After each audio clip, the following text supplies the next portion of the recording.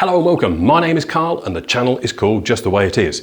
And today, Yamaha XT250 from the year 1988, and we're going to be looking at valve clearance adjustment. Just one thing, on the headstock up here behind the headlight, you're going to find the chassis plate with your chassis number.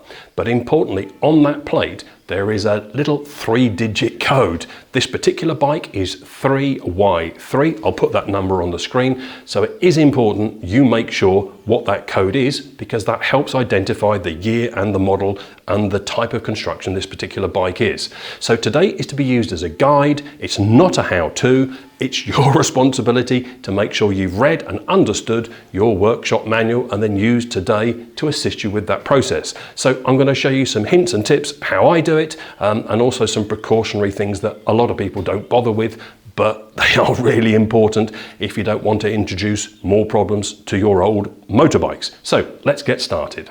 So the first two steps we need to take: one, remove the seat, and two, remove the fuel tank. We take these off so that we have much more room and much better access to get to the valves, in particular the inlet valve at the back of the engine. The seat's only held on with 2 bolts, both on the rear, left and right. The seat just lifts straight off, and the fuel tank is equally as easy. We've got one 10mm bolt right under here at the front of the seat.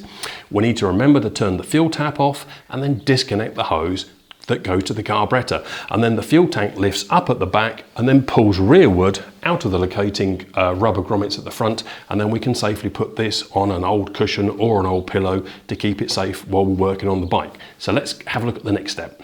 So now that we've removed the seat and the fuel tank, the next step most people miss out, and this is probably the most important part.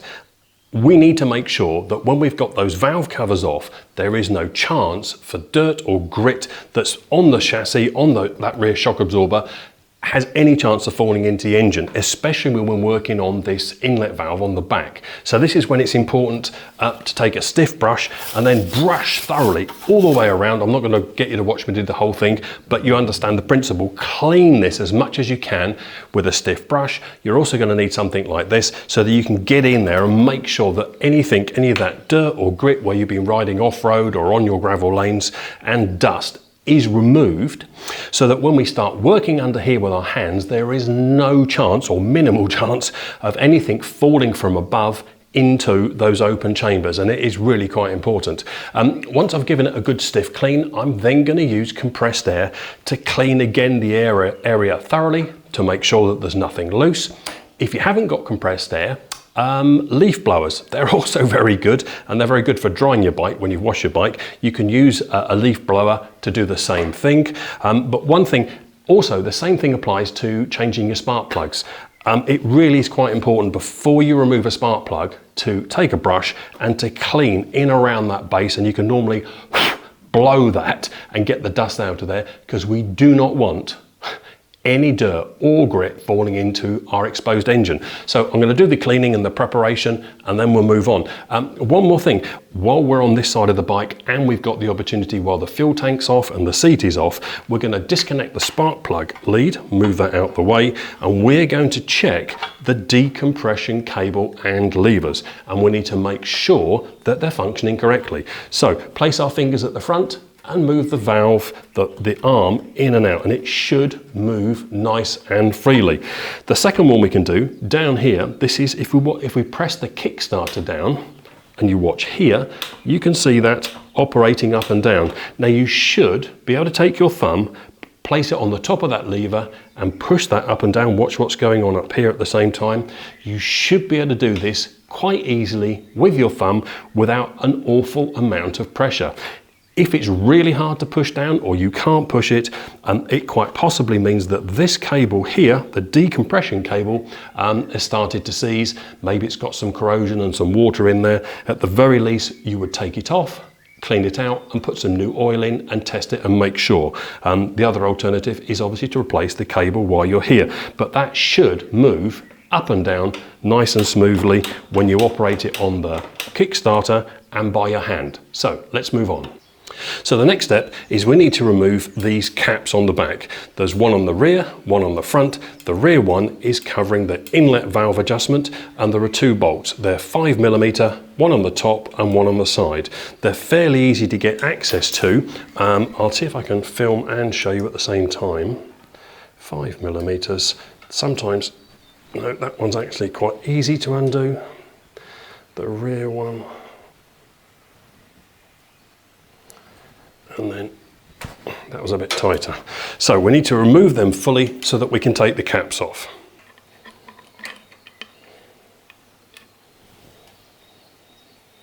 So now we've got our two bolts.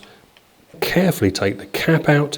On the inside of the cap is an O-ring, and we are going to be replacing it. Now working on the front valve cover, we've got 3 bolts. Again, 5mm. 1, 2, 3. They're not too hard to get to. This one on the right hand side we can get to with a socket quite easily.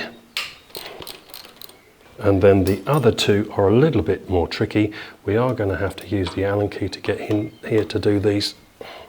That wasn't very tight.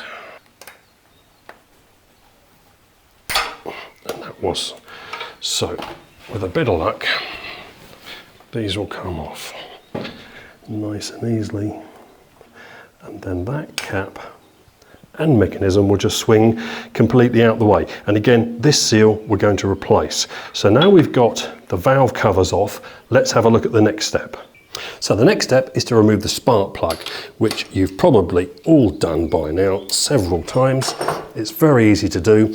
Just go back to what I said earlier on in the episode. It is important before we remove the plug to make sure that inside here there is no dirt, grit, gravel, dust, anything that can possibly fall inside that combustion chamber into the engine. But we've already cleaned this out with compressed air and a stiff brush, so we're quite happy with that, and we can take the spark plug out.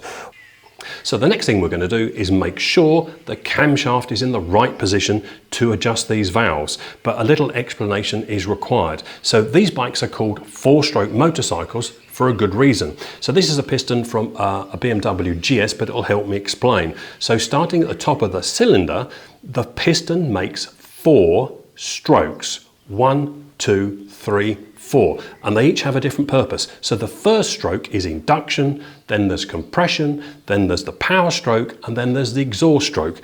But importantly, for that cycle, those 4 strokes to take place, the crankshaft needs to rotate not only once, but 2 full revolutions to complete that whole process. But the key thing is the camshaft only needs to rotate once, 1 slower revolution to match the 2 revolutions of the crankshaft. It might sound a bit complicated, but it just helps us understand what we're going to be doing, because on this particular bike we don't need to take the cover off on the left hand side of the engine and have a look at the top dead center marks, which in fact could, when that crankshaft rotates once, it's only halfway through the cycle, so the camshaft is possibly in the wrong position. But what we really need to pay attention to is the camshaft sprocket, because it only rotates once for the whole cycle, and there are timing marks on it which we're going to line up in a moment. So I'll move the bike and let's have a look and see what those timing marks look like so you can't get this wrong. Working on the left hand side of the bike, the next thing we need to remove is the cam sprocket cover. It's only held on with 2 screws. But importantly, you can't use a regular Phillips screwdriver to perform this task. The Japanese use something called JIS, Japanese Industrial Standard, with regards to their screwdrivers. They look like a Phillips screwdriver, but they're not. So if you try to undo these screws or any screws on a Japanese bike using a Phillips screwdriver, all that's going to happen is you're going to round off these crossheads inside here, and this looks like this has probably happened in the past. And you can easily tell this because when you put the screwdriver in, this is the right size, but if you have a look, this is waggling an awful lot. It's not getting a nice tight grip inside that screw head, and that's where these Japanese specific JIS screwdrivers, when they fit in, you have this with a bit of pressure, there's a really tight fit inside those screw heads. So it is important, if you're working on Japanese bikes, you need JIS Industrial Standard screwdrivers, otherwise you're going to cause problems. Now sometimes these are really very, very tight. Let's just see how tight. That one was okay. That's pretty tight. So if they are really tight like that, you can use something like this. This is an impact driver, and what this does, as we're going to hit this with a hammer, not too hard in a moment, and as it presses in, it creates a shock, but it also turns the screw anti-clockwise. So what we need to make sure, we're using a JIS compatible bit for the screw. Place it in there like so, a little bit of pressure inwards, and then one firm hit with the hammer, and that has now loosened off that screw. So now we continue to use the right screwdriver, and these will come out. Sometimes owners replace these with a 5mm Allen key head, and as these particular ones on this bike are beginning to wear, I'm probably going to recommend to the customer that he gets some black 5mm Allen key head bolts to replace them with. So then this cover will come off. You might have a little bit of excess oil that will come out, and now we can see the camshaft sprocket. So what do we do next? Now we can see the camshaft sprocket, and hopefully you can make out at the bottom here there is a vertical line that's cut into the sprocket. We need to rotate the engine so that this line is pointing directly to this pointer at the top. Now, one other thing that it's not easy to see, but we'll see it in a moment, is the outer edge here is round apart from directly opposite this line. It's got a little flat surface. So when this also helps us line it up. So when we move it all the way around up to here, if you notice this edge, if you put your fingernail in, it is round all the way along its surface. But this bit here is flat, and that will also help us line it up. So we're going to use the Kickstarter to turn the engine over. Don't use a spanner on this nut. We can in a moment for final adjustment, but to get it into approximately the right place, we need to do this by hand. So I'm going to gently press the... Okay. That's got us pretty close. Using the Kickstarter with the spark plug out, it is very easy. Now this is when we can use it. When that line is very close, within an inch either side, we can use our spanner because it is very light. I've got no pressure on there at all to line up that mark. So looking behind the camera, I think that place there is perfect. So now if you have a look, we've got our vertical line here, but to help us find that, we've also got this flat surface, this little flat edge here. And if I put my fingernail in, you can feel it, and you can also see the gap in here. So this helps us line the mark up with the pointer. So we're pretty sure we're in the right place, but there is one more final check that we can do. And we are going to ever so gently get hold of the valve through here with our thumb and see if we can rock it. And that rocks up and down ever so slightly. Do the same on the exhaust valve up here.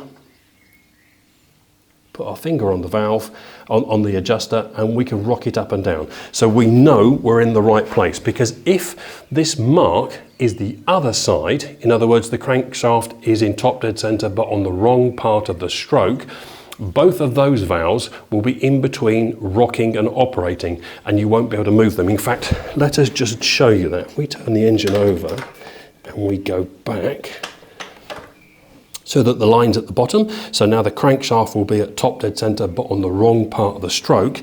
If I then go back through here, there's no movement at all on that inlet valve, and on that exhaust valve again there's no movement because they're in between a process on the camshaft.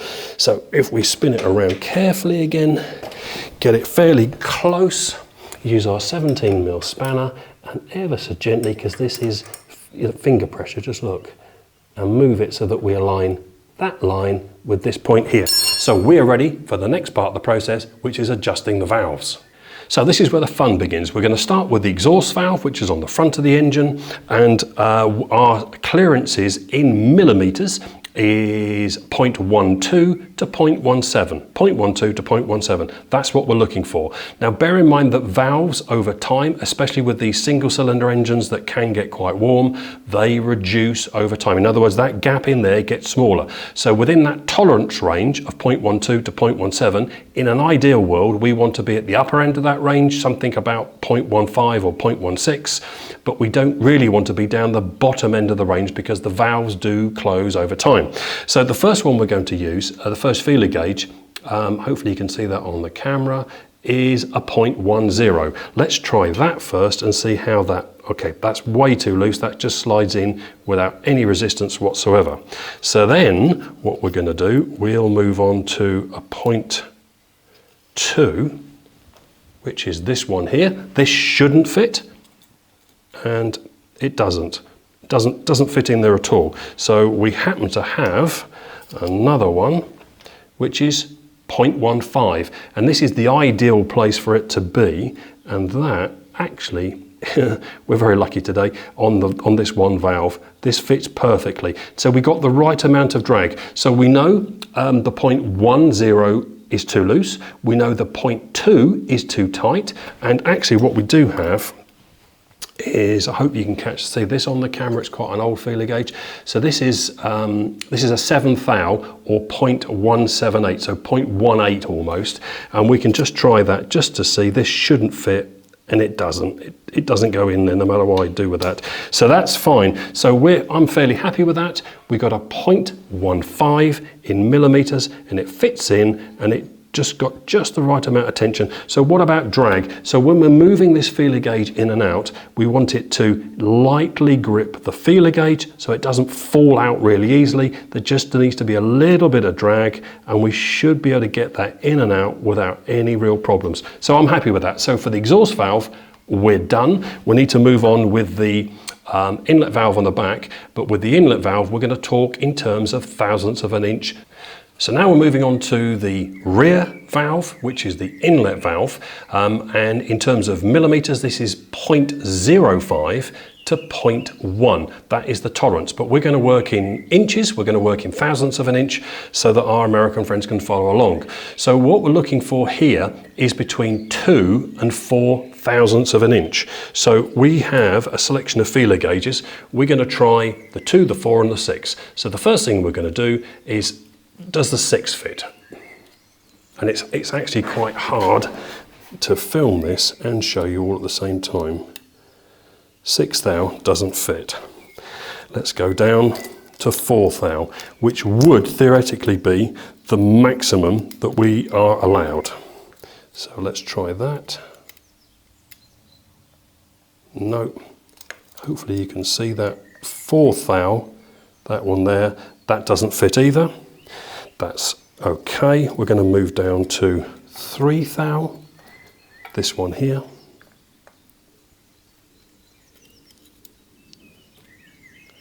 And that also doesn't fit, okay. And the last one we're going to try is a 2 thou, which is absolutely the minimum it must be. And the 2 thou does just fit. Oh yeah, it does. So if you can see that, moving in and out without too much of a problem. So 2 thou is good, 3 thou doesn't fit. So what we should do really here, because we're allowed between 2 and 4 thousandths of an inch, in an ideal world we want to see this at 3 thou. And we've just tried the 3 thou, and that does not slide in there. Okay, we can't get it in. So it's only a fraction out, so we are going to have a go at adjusting it. So you can buy these little tools that have a square cut out on the top that matches the square on the top of the valve adjuster. That's what I'm not going to use today. I'm going to do it in a different way because not everyone's going to have those tools. So the first thing we need to do is use a 10mm spanner, and we're going to undo the locking nut on the top. So let's just undo that. And then we're going to go onto our adjuster on the top. So what we want to be able to get a 3 thou feeler gauge in there smoothly. So that's not going to go in. Let us go back a little bit. And it is literally a micro adjustment. We want to get a feel for, okay, so somewhere there. So lift that off. We're going to take our locking, our spanner, drop that over the nut. Don't turn the nut yet. Drop that on the very top, and then ever so slightly just nip that up. We'll lift everything off, and we're going to check before we do anything else. Can we still get 3 thou in there? Okay, that's feeling good. It's a little bit loose, but years of experience tells us that when we start to do the final tightening up of this 10mm nut, it will tighten down a little bit more. So we'll put the spanner on the top. Again, we're going to hold that in place, and we're just going to tighten that a bit more. Lift both items off. So let's start off with the 3, this one here, and let's just make sure that still goes in. Which it does. It's got a nice bit of drag on it. Hopefully you can see that on the camera. And let's move to the 4 thou, and this now shouldn't go in if we've got it absolutely right. And now, hopefully you can see that, the 4 thou does not want to fit into that gap. Yep. Okay, so that's the trick. So we got fairly close. The 4 thou would go in initially, but we've tightened the locking nut down, and that's just tightened that gap up just enough to reduce that gap ever so slightly. So we've now got 3 thou. So back to millimeters again. So we've got a tolerance of 0.05 to 0.1, and I would imagine we're pretty much in the middle, probably 0.8, 0.7, something like that. So now both of them are set. Inlet valve, exhaust valve, we can start the reassembly process. So the next thing we need to do, we've got our valve clearances set, we need to clean these surfaces and the surface of the cap. So to be safe, what we're going to do, I've cut a small piece of rag that will fit inside this chamber and stop anything that we clean off getting inside that valve cover. Okay. So nothing can get in there. And then all we're going to use a very soft scouring pad. These aren't the metal ones, these are the non-scratch versions of them. And we're just going to very carefully work our way around, and it only takes a couple of seconds.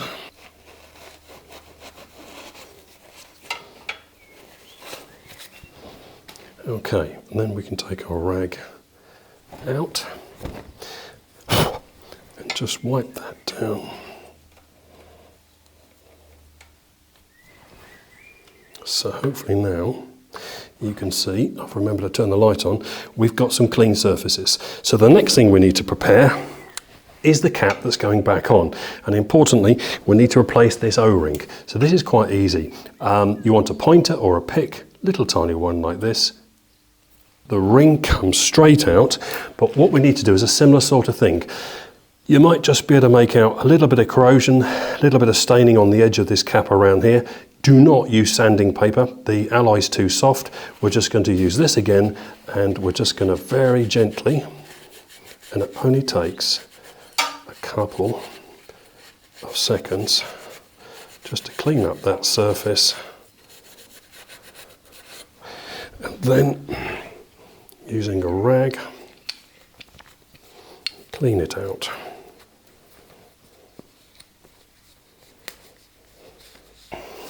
So now we used our compressed air, we've got any fibres or anything that was in there out.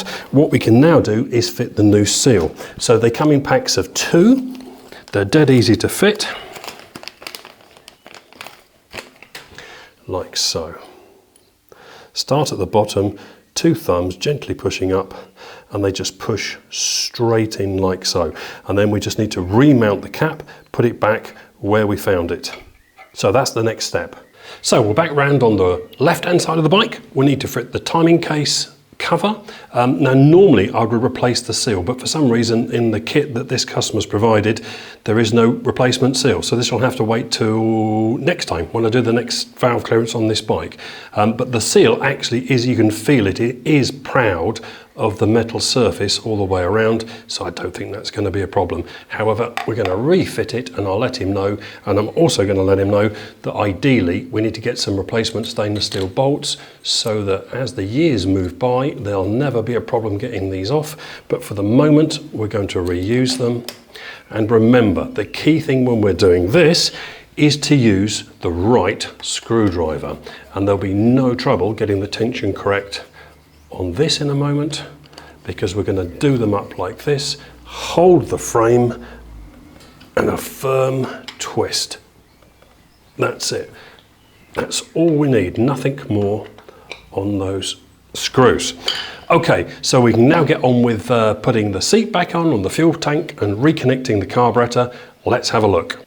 So I hope you find that useful. It is a fairly straightforward and easy job to do. The only two special tools you really need are those Japanese industrial standard screwdrivers, which are an absolute must for the Japanese bikes. Don't take a chance with old-fashioned Phillips or posi drive, because you will round them off.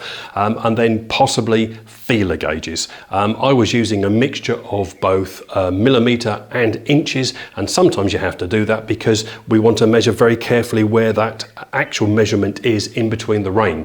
And the last thing to not forget is, generally with these older bikes that aren't water cooled, in fact most cars, most vehicles, it's not always the case, but the vast majority of the time it is, those valve clearances get smaller as the mileage builds on. So if you're doing your valve clearances and you're looking at the range of valve clearances and they're right at the bottom but they're still within the acceptable range, me personally, I wouldn't leave it at that, and I would open them up and take them into their higher acceptable range, so that during the service period, which might be 3, 4, 6,000 miles or even more, as those clearances come down, you're not going to have any problems, because on that inlet valve at the back, especially the exhaust valve, when those clearances get very small, you can burn valves.